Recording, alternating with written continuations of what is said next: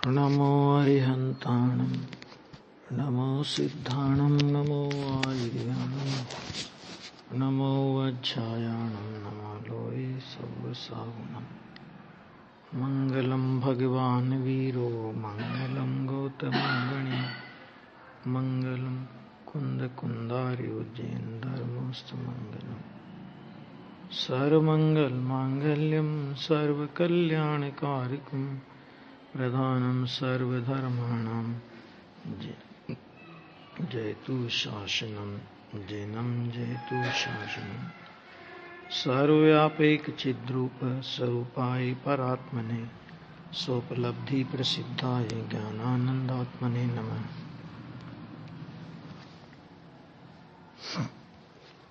एक 109 गाथा हो गई थी, अंतिम पैराग्राफ 109 गाथा का। इस प्रकार प्रथम तो द्रव्य का स्वभावभूत परिणाम है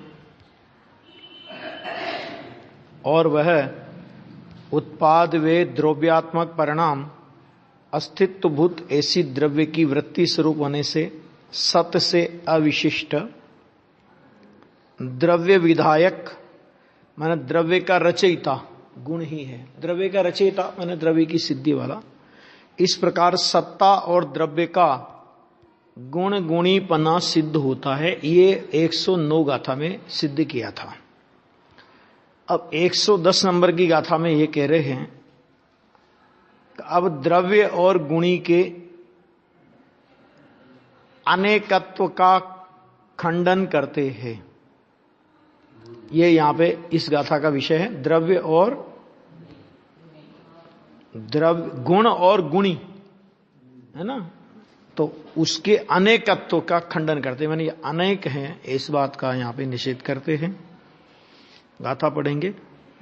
नथि गुणोत्तिव कोई पचावोत्ति हवा विना तवम दौवत पुण भावो तमहा दौवम स्वयं सत्ता पर्याय के गुण एव कोई न द्रव्य विण विश्व दिशे द्रव्यत्व छेवळी भावते थी द्रव्य पोते सत्व छे। ये गाथा है। देखिए, इस विश्व में गुण ऐसा कुछ या पर्याय ऐसा कुछ द्रव्य के बिना माने द्रव्य से पृथक नहीं होता। ये बात सिद्ध की इसमें। अनेकपना क्यों नहीं है कि द्रव्य गुण या पर्याय ये जो है ना, ऐसा कुछ भी द्रव्य के बिना यानी द्रव्य से पृथक नहीं होता। ऐसा माने द्रव्य से गुण पृथक नहीं होता और द्रव्य से पर्याय पृथक नहीं होती। ये यहां पे सिद्ध किया है। और द्रव्यत्व वह भाव है अर्थात अस्तित्व गुण है। द्रव्यत्व क्या है कि द्रव्य का द्रव्यपना, तो वो अस्तित्व अर्थात अस्तित्व गुण है। इसलिए द्रव्य स्वयं सत्ता यानी अस्तित्व है। ये यहां पे कह रहे हैं। देखो, बहुत अच्छा उदाहरण के साथ में इसको खुलासा भी करेंगे टीका में कि वास्तव में द्रव्य से पृथकभूत माने भिन्न ऐसा कोई गुण या कोई पर्याय कुछ नहीं होता। माने द्रव्य से अलग कोई गुण हो, ये सिद्ध कर चुके पहले कि द्रव्य से भिन्न यदि गुण मानेंगे तो क्या आपत्ति आएगी, गुण से भिन्न यदि द्रव्य मानेंगे तो क्या आपत्ति आएगी। ये सारी बातें पहले सिद्ध हो चुकी है। तो ऐसा कोई भी गुण और ऐसी कोई पर्याय नहीं है कि जो द्रव्य से पृथकभूत यानी भिन्न हो, है ना। और उसका उदाहरण दिया। मतलब इसका मतलब क्या है कि देखो, इसमें जो द्रव्य से कोई गुण और कोई पर्याय पृथक नहीं है, ये कहकर के ये कह रहे हैं कि हर द्रव्य के अपने गुण और अपनी पर्याय उस द्रव्य के साथ ही अभिन्न है। उस द्रव्य से तो भिन्न है ही नहीं और पर द्रव्य के साथ भी उनकी एकता नहीं है। मैंने अपने गुण पर्याय की एकता, अपने गुण पर्याय की अभिन्नता वो किसके साथ में है? तो कहते अपने द्रव्य के साथ में है। ठीक है, अपने द्रव्य से भिन्न किसी अन्य द्रव्य के साथ अपने गुण की अथवा अपने पर्याय की एकता नहीं है। तो इससे यह सिद्ध होता है कि जब द्रव्य से भिन्न कोई गुण या कोई पर्याय ऐसी नहीं है कि जो द्रव्य से भिन्न हो, तो एक द्रव्य दूसरे द्रव्य की पर्याय को करे, तो ये बात कहां आई, है ना। अब उसका उदाहरण बहुत अच्छा दिया कि सुवर्ण से पृथकभूत उसका पीलापन आदि, पीलापन माने उसका गुण होगा, सोने से पृथकभूत क्या होगा, पीलापन कैसा है, वो पृथक नहीं है सोने से। तो यहां पे कहते हैं कि स्वर्ण से पृथकभूत उसका पीलापन यानी गुण, पीलापन कह करके गुणों को पकड़ा, आदि, या उसका कुंडलत्व आदि नहीं होता। उसी प्रकार, बस किस प्रकार नहीं कि जैसे सोने से भिन्न उसका पीलापन अथवा उसकी कुंडल आदि कोई भी पर्याय है, वो सोने से भिन्न नहीं होती। सोनी से भिन्न है, सोने से भिन्न नहीं है, है ना। इसलिए सोनी ने वो कुंडल आदि पर्याय को बनाया, इस बात में कोई दम नहीं है। क्यों नहीं है? क्योंकि उससे वो भिन्न है। जिससे भिन्न है वो भिन्न सत्ता अपने से भिन्न सत्ता में कुछ नहीं कर सकती, क्योंकि वो उससे पृथक है। पृथक है तो एक पृथक द्रव्य दूसरे पृथक द्रव्य का क्या करेगा? और अगर पृथक द्रव्य का कुछ कर सकता है तो फिर उनकी पृथकता का मतलब क्या हुआ? सीधा न्याय है कि अगर एक भिन्न द्रव्य अपने से भिन्न दूसरे द्रव्य का कुछ कर दे तो फिर उनकी पृथकता का मतलब समझाओ। फिर पृथकता का मतलब क्या हुआ? पृथकता किस अर्थ में है? पृथकता इसी अर्थ में तो है ना कि उस द्रव्य का गुण और उस द्रव्य की पर्याय उस द्रव्य से अभिन्न है। एक द्रव्य के गुण और पर्याय दूसरे द्रव्य के गुण और पर्याय से सर्वथा भिन्न है। तो सर्वथा भिन्न है तो उनमें कर्ता कर्म संबंध हो सकता है, हाँ? अरे निमित्त नैमित्तिक संबंध भी वास्तव में कथन मात्र है, उसमें दम क्या है ना। गुरुदेव तो ज्ञाता के संबंध का भी निषेध कर रहे थे ना अभी, कि पर द्रव्य के साथ में तो सच में तो ज्ञाता के संबंध भी नहीं है, वो भी व्यवहार से बोलने में आता है। तो जब पर को जानने का संबंध भी व्यवहार से है, यानी कथन मात्र है, यानी असद्भूत है, तो पर के करने का संबंध वो तो मिथ्या कल्पना के अलावा क्या होगी? जानने में तो यह कि ज्ञान की स्वपर प्रकाशक पर्याय में भले ही पर नहीं, लेकिन पर संबंधी जानना होता है, वो ज्ञान का परिणमन है। जब उसको भी व्यवहार कह रहे हैं, उसको भी असद्भुत व्यवहार कह रहे हैं कि पर को जाना, तो तुमने ज्ञान में पर का उपचार लगाया तो कहते वो भी असद्भुत व्यवहार है। जब जानने को भी असद्भुत, पर के जानने को भी असद्भुत व्यवहार कह रहे हैं तो पर के करने की बात तो कहीं दूर रही। और अगर पर को कुछ करता धरता है तो फिर पर से भिन्नता की बात करने की आवश्यकता ही नहीं है। भिन्नता का मतलब क्या होता है? अभी कुछ कर भी सकता है तो फिर भिन्नता का मतलब समझाओ। क्या नहीं कर सकता है? तो कर सकता है तो फिर भिन्न कैसे है ये समझाओ। भाई द्रव्य अपनी पर्याय से भिन्न नहीं है, इसलिए द्रव्य अपनी पर्याय को करता है। क्या कहा? द्रव्य अपनी पर्याय से भिन्न नहीं है ना, तो अपनी पर्याय का निसंकोच करता कहो आप, उसे कोई आपत्ति नहीं। अरे यहां तक अविकारी पर्याय की बात तो छोड़ो, विकारी पर्याय का भी निश्चित रूप से आप कर्ता कहो, कोई आपत्ति नहीं है। प्रवचन सार की शैली है ना, तो वो कहते हैं राग का कर्ता भी आत्मा शुद्ध नय से कहो, कोई आपत्ति नहीं है। शुद्ध द्रव्य का निरूपण स्वरूप निश्चय नय है, क्योंकि अपनी पर्याय है। विकारी है वो अलग बात है, लेकिन अपनी पर्याय है। लेकिन परद्रव्य के द्रव्यगुण पर्याय से तो कोई संबंध ही नहीं है, तो उनका कर्ता कहना वो तो मिथ्या कल्पना के अलावा कुछ नहीं है। तो यहां पर वो उदाहरण देकर के समझाया। अब उस द्रव्य के स्वरूप की वृत्ति भूत जो अस्तित्व नाम से कहा जाने वाला द्रव्यत्व वह उसका भाव नाम से कहा जाने वाला गुण ही होने से क्या वह द्रव्य से पृथक भूत वर्तता है? गुण कैसा है? तो अब उस द्रव्य के स्वरूप की वृत्तिभूत, स्वरूप की वृत्तिभूत माने उत्पाद वे द्रव्य स्वरूप, गुण पर्ययवत द्रव्यम, ये जो है ना, ये सब आया ना कि अस्तित्व माने सत का लक्षण क्या कहा कि सत द्रव्य लक्षणम, द्रव्य का लक्षण सत, और सत को कहा कि उत्पाद वे द्रव्य युक्तम सत। ये जो तत्वार सूत्र के सूत्र हैं, वृत्तिभूत कहो, द्रव्य उत्पाद वे द्रव्य स्वरूप कहो, सभी आ गया उसमें कि इस नाम से कहा जाने वाला द्रव्यत्व मन द्रव्यपना, वह उसका भाव नाम से कहा जाने वाला गुण ही है। द्रव्य का गुण क्या है कि द्रव्य का भाव। गुण किसे कहते हैं? द्रव्य क्षेत्र काल भाव, ये चार चीजें होती है। किसी भी वस्तु में क्या चीजें होती है कि द्रव्य गुण और द्रव्य क्षेत्र और काल भाव। तो गुण किसे कहते हैं उसमें? तो भाव को गुण कहते हैं, पर्याय को काल कहते, द्रव्य के रहने के क्षेत्र को प्रदेश कहते हैं, द्रव्य के रहने के क्षेत्र को प्रदेश कहते हैं। वो अपना है, आकाश का नहीं। आकाश का क्षेत्र आकाश में, द्रव्य का क्षेत्र द्रव्य में, है ना। और अनंत शक्ति के पिंड को द्रव्य कहते हैं। तो ये सब है। तो गुण ही होने से क्या वह द्रव्य से पृथकभूत वर्तता है? प्रश्न किया आचार्य देव ने कि तुम ये तो नक्की करो कि जो उसका भाव ही है, तो अगर भाव उस भाववान से पृथक वर्तेगा तो द्रव्य को भाववान कैसे कहोगे आप? वो उस भाव को धारण किया तभी तो वो द्रव्य भाववान है। अगर द्रव्य उस भाव स्वरूप ना हो तो द्रव्य भाववान कैसे हुआ?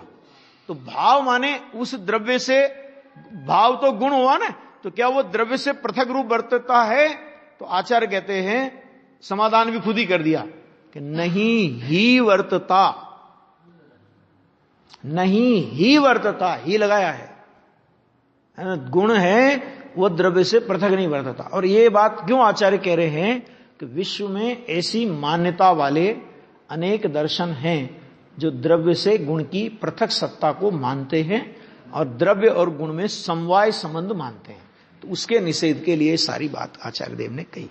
ये जैन दर्शन की व्यवस्था ऐसी है सर्वज्ञ परमात्मा की कि द्रव्य से गुण पृथक नहीं वर्तता, द्रव्य से पर्याय पृथक नहीं वर्तती।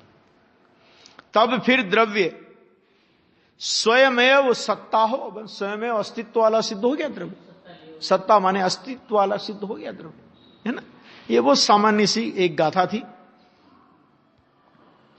देखो अभी ये तो अब इसमें क्या है 111, अब ये 111 12 गाथा तक ये विषय चलेगा, 12 13 तक ये विषय चलेगा और फिर द्रव्य आर्थिक नए पर्याय आर्थिक नए से नया विषय स्टार्ट हो जाएगा। देखिए अब द्रव्य के उत्पाद सत उत्पाद और असत उत्पाद होने में अविरोध सिद्ध करते हैं। ये अपने को विरोध नहीं लगता? सत उत्पाद और असत उत्पाद होने में अविरोध है, मैंने इनमें कोई विरोध नहीं है। सत उत्पाद और असत उत्पाद होने में कोई विरोध नहीं है, इस बात को यहां पर सिद्ध करते हैं। वो देखो बहुत अच्छी है गाथा था ये भी।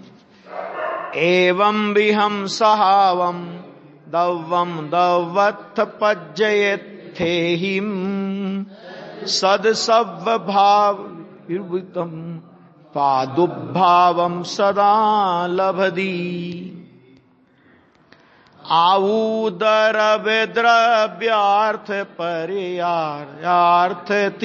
निज भाव मां सद्भाव अण सद्भाव युत उत्पादने पामे सदा।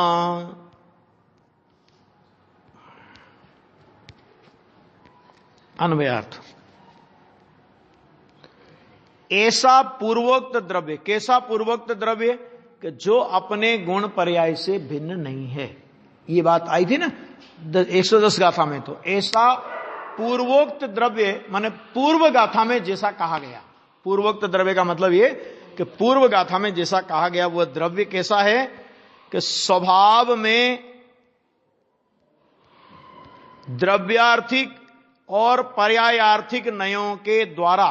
देखो आचार्य देव की शैली इतनी गजब की है कि 114 नंबर की गाथा में उन्हें द्रव्यार्थिक और पर्यायार्थिक नय की दो चक्षु, और दो चक्षु के माध्यम से पहले पर्यायार्थिक नय की चक्षु को सर्वथा बंद करके द्रव्यार्थिक नय की चक्षु को से देखना, फिर पर्यायार्थिक नय की चक्षु को द्रव्यार्थिक नय की चक्षु से सर्वथा बंद करके पर्यायार्थिक नय की चक्षु को देखना, फिर द्रव्य और पर्यायार्थिक दोनों चक्षुओं को एक साथ खोल के देखना, यानी प्रमाण से देखना, है ना।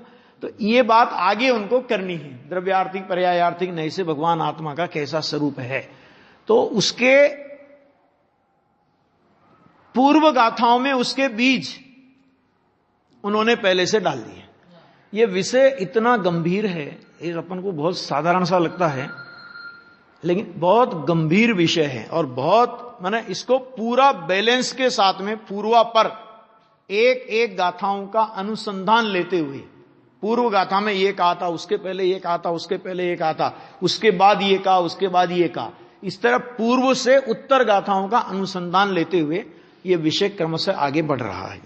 तो वो यहां पे कह रहे हैं द्रव्यार्थिक और पर्यायार्थिक नयों के द्वारा, फिर क्या कहा देखो, सद्भाव संबद्ध और असद्भाव संबद्ध उत्पाद को सदा प्राप्त करता है। ठीक है, तो ये एक बात, दो तरह के उत्पाद की चर्चा आई इसमें, सद्भाव संबद्ध और असद्भाव संबद्ध, माने सद उत्पाद और असद उत्पाद, है ना। तो इसको यहां पर सदा प्राप्त करता है, ये यहां पे कह रहे हैं, उसको समझाते हैं।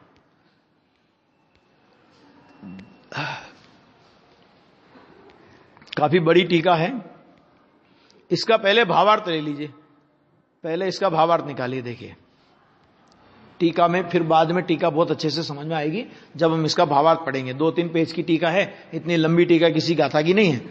जो पहले विद्यमान हो उसी की उत्पत्ति को सद उत्पाद कहते हैं, एक, और जो पहले विद्यमान न हो उसकी उत्पत्ति को असद उत्पाद कहते हैं।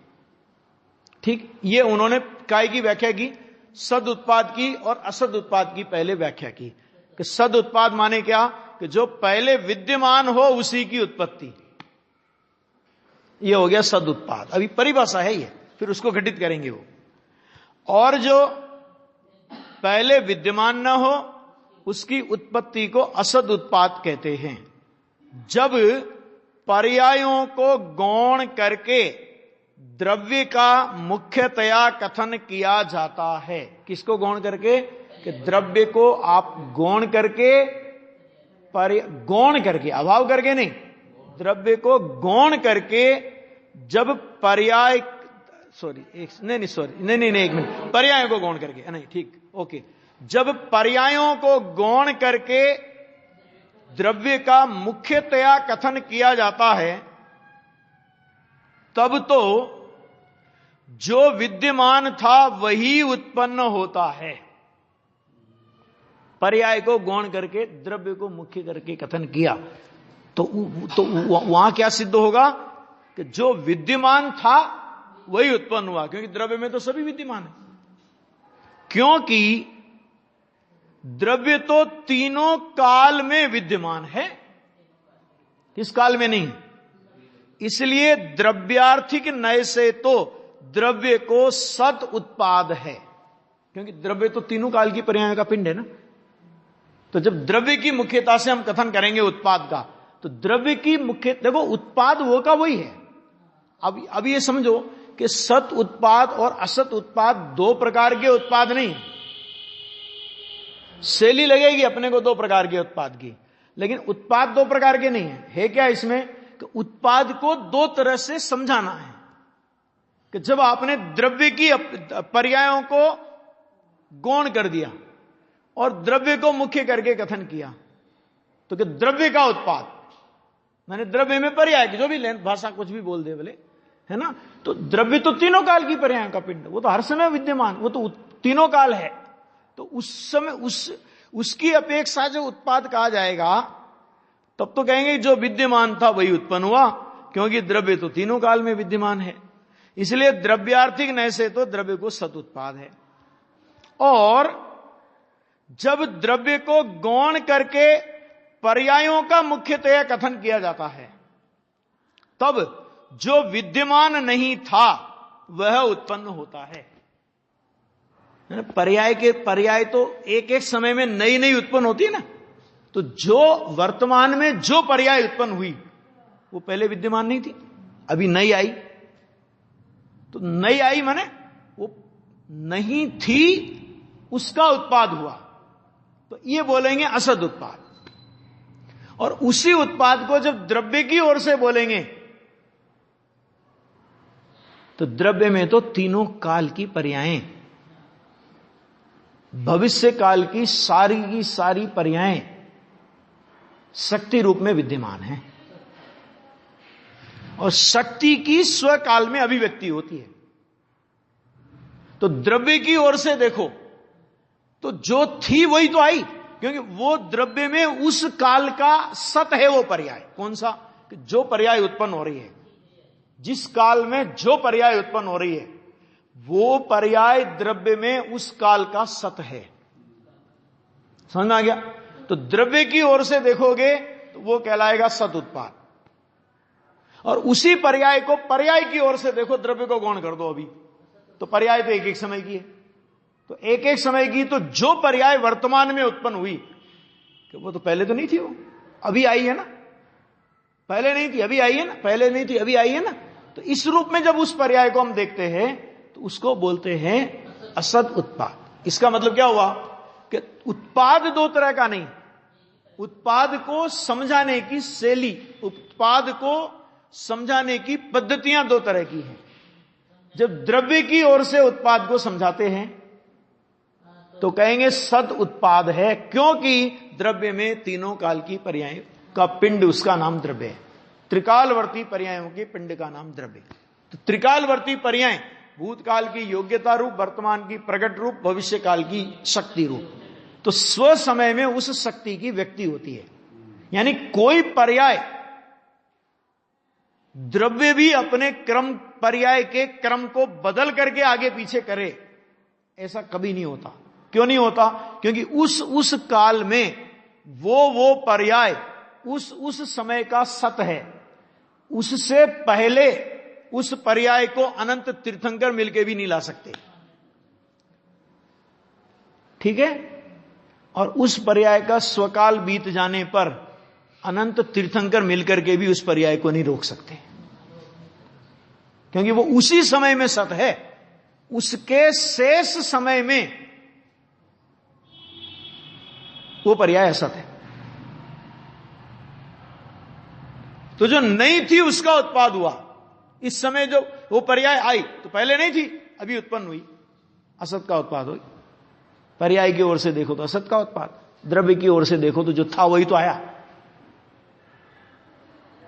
क्या द्रव्य की ओर से देखोगे तो क्या हुआ कि जो था वही आया।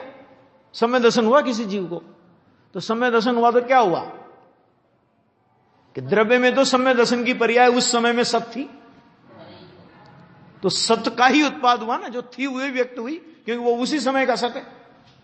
और पर्याय में तो पर्याय तो एक एक समय की है ना, तो वो उसकी अपेक्षा से असद उत्पाद बोला जाता है। इस तरह एक ही उत्पाद को जब पर्याय की ओर से देखते हैं तो असत का उत्पाद, क्योंकि नहीं थी वो पर्याय आई, और द्रव्य की ओर से देखते हैं तो वही पर्याय सद उत्पाद कहलाती है, क्योंकि द्रव्य में थी, शक्ति रूप थी, उसी की उस समय में, स्व समय में, स्वकाल में व्यक्ति हुई है। ऐसा यहां पे समझना चाहिए।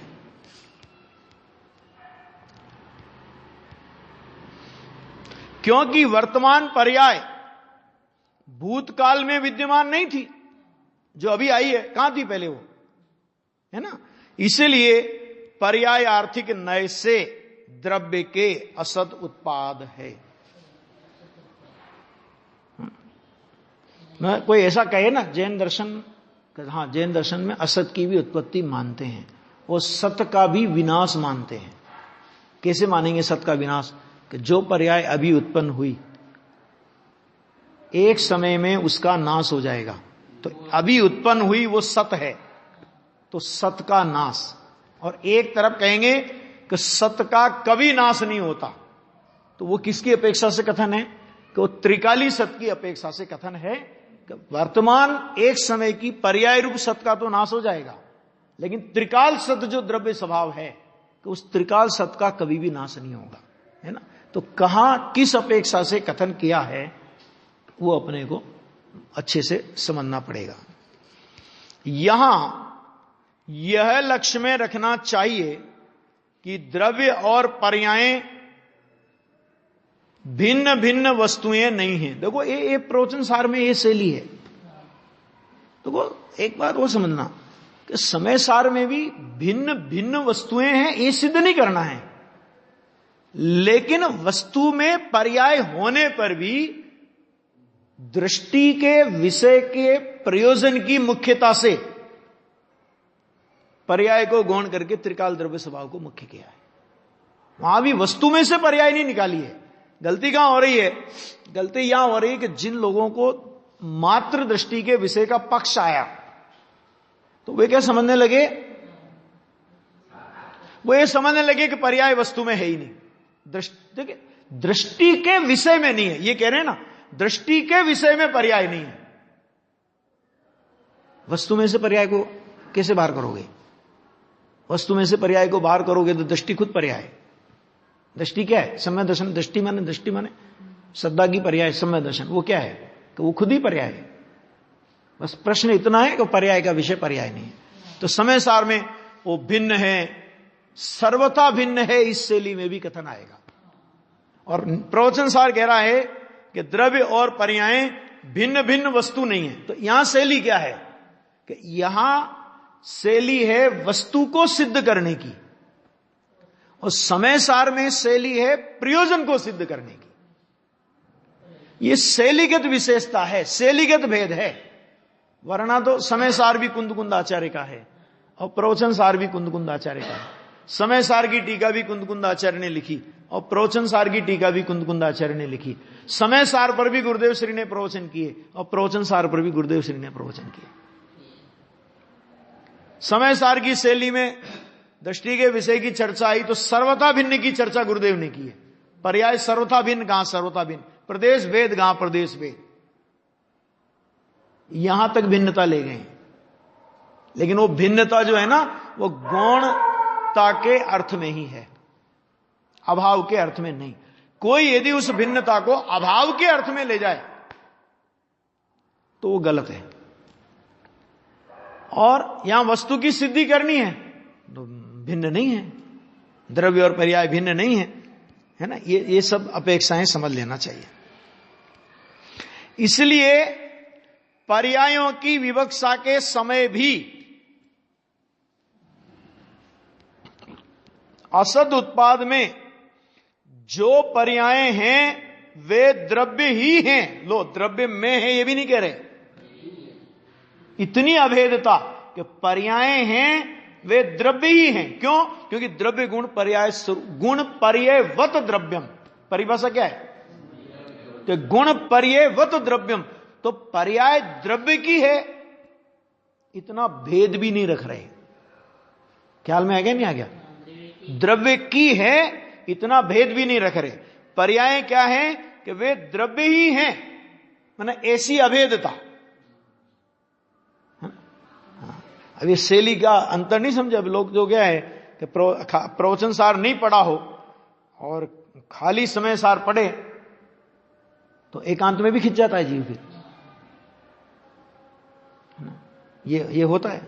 वो क्योंकि वस्तु के बंधारण का पता नहीं होवे तो अकेले वस्तु के बंधारण का पता हुए बिना कोई प्रयोजन की सिद्धि करना चाहे तो कभी नहीं होगी, ये समझना।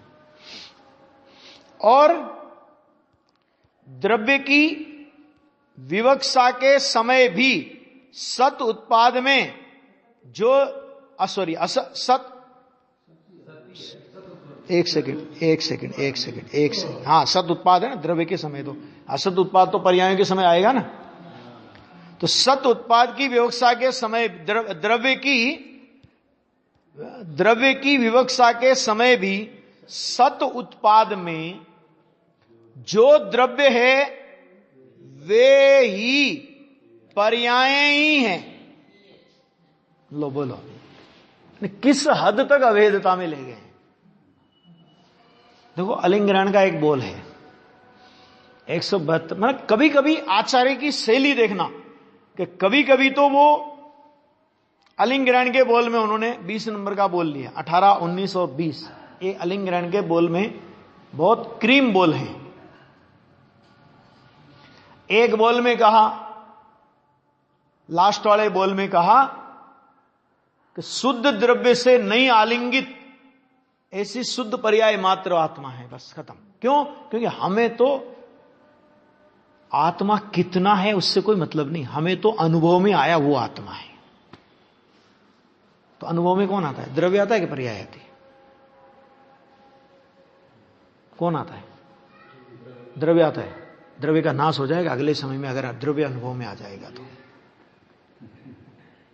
द्रव्य कभी भी द्रव्य का अनुभव, वेदन कभी द्रव्य का होता ही नहीं है, केवल द्रव्य का आश्रय होता है, वेदन पर्याय का होता है। और अगर वेदन में द्रव्य आ जाए तो वेदन की पर्याय तो एक समय की है, अगले समय द्रव्य का नाश हो जाएगा पर्याय से, है ना। तो उनने कहा कि वो जो वेदन में आया ना, कि हमें तो वो आत्मा है, बस जाओ। इस सब माने इस जिनागम के बहुत गहरे गहरे सूत्र हैं सारे के सारे, बहुत अद्भुत और अजब गजब की बातें हैं ये सब, है ना।